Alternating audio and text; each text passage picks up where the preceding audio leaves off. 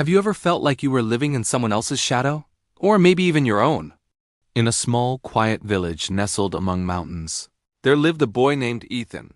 He was the kind of boy you might not notice right away, quiet, shy, and always convinced that everyone else was better, smarter, and braver than he was.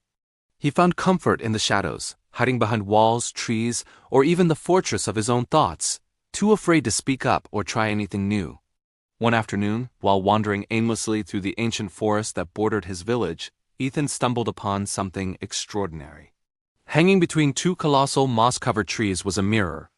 But this was no ordinary mirror. When Ethan peered into it, he didn't see his own timid reflection. Instead, he saw a version of himself he could only dream of, an Ethan who stood tall, with a confident smile and a fearless glint in his eye. Startled, Ethan stepped back, his heart pounding. "How could I ever be like that?" he whispered, the words barely escaping his lips. Just then, a soft, gentle voice seemed to shimmer from the mirror's surface, echoing in the quiet woods. "Ethan," it said, "the person you see is already inside you. All you need to do is believe." Confused and a little scared, Ethan turned and walked away. But the image of that confident boy, of that other Ethan, was burned into his mind. He couldn't shake it. Curiosity is a powerful thing, isn't it? It pulled him back to the mirror the very next day, and the day after that. He started to experiment. He would stand in front of the mirror and mimic the confident posture he saw. He'd practice speaking a little louder, his voice gaining a bit more strength each time.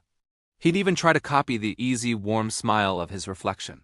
With every small act, every tiny imitation, he felt a spark, a little flicker of warmth growing inside his chest. Weeks turned into a month, and those small, imitative actions started to feel real. The spark grew into a small, steady flame. Ethan found himself striking up conversations with classmates he'd previously avoided. He began offering to help his neighbors with chores in the village. He even joined a few group activities, things he would have run from just a short time ago.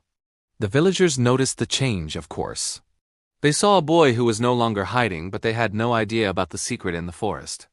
They just saw a boy who was finally beautifully believing in himself. Then, one stormy evening, disaster struck. The wind howled and rain lashed down, turning the village paths into muddy rivers. The wooden bridge, the village's only link to the outer fields, creaked and groaned under the strain until, with a sickening crack, it collapsed into the raging water below. Panic erupted. People were shouting, children were crying. For a fleeting moment, the old, fearful Ethan resurfaced.